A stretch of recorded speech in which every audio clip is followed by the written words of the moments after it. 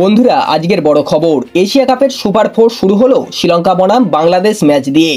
আর সেই ম্যাচেই দারুণ জয় পেল বাংলাদেশ। শুধু তাই নয়, বাংলাদেশের ক্রিকেটে আজ লেখা হলো নতুন ইতিহাস। সাকিব আল হাসানকে ছাপিয়ে আন্তর্জাতিক টি-20তে সর্বাধিক রান সংগ্রাহক এখন লিটন দাস। এদিন শ্রীলঙ্কা টসে হেরে আগে ব্যাটিং করতে নামে। দাসুন সানোকা খেলেন অসাধারণ এক ইনিংস, মাত্র 37 বলে 64 রান। তিনি মেরেছেন 6টি বিশাল ছক্কা, কিন্তু অন্য ব্যাটাররা তেমন সাপোর্ট দিতে পারলেন না। ফলে নির্ধারিত 20 ওভারে ওরা থেমে যায় 168 রানে।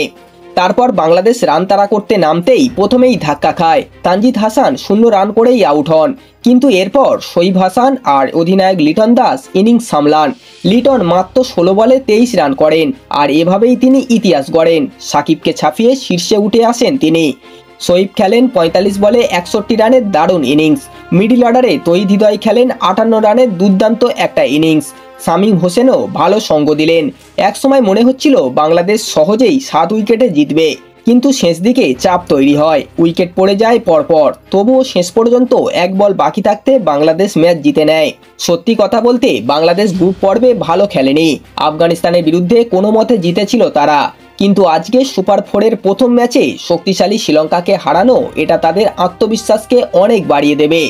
আমি ভারতবাসী হিসাবে একটা কথা বলতেই হয়, বাংলাদেশ অনেক সময় ভারতকে নিয়ে হেলাফেলা করে, খোঁচা দেয়, কিন্তু ক্রিকেট মাঠে যখন মুখোমুখি হবে তখন যে চ্যালেঞ্জটা আলাদা সেটা ওরা ভালো করেই জানে। আজকে শ্রীলঙ্কাকে হারালেও ভারতের সামনে দাঁড়ানো সহজ হবে না।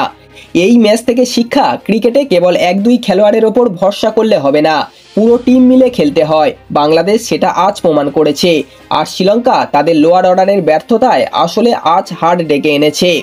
এখন আমি আপনাদের জিজ্ঞাসা করছি, লিটন দাসকে কি আপনারা মনে করেন বাংলাদেশের নতুন ভরসা, নাকি এখনো সাকিবই বড় নাম? আর ভারত বনাম বাংলাদেশের ম্যাচ হলে আসলে রাজা কে হবে, কমেন্টে লিখে জানান। আর ভিডিওটি যদি ভালো লেগে থাকে তাহলে অবশ্যই একটা লাইক করে দিন, এবং এই ধরনের ক্রিকেট নিউজ সবার আগে পেতে চ্যানেলটিকে অবশ্যই সাবস্ক্রাইব করতে ভুলবেন না।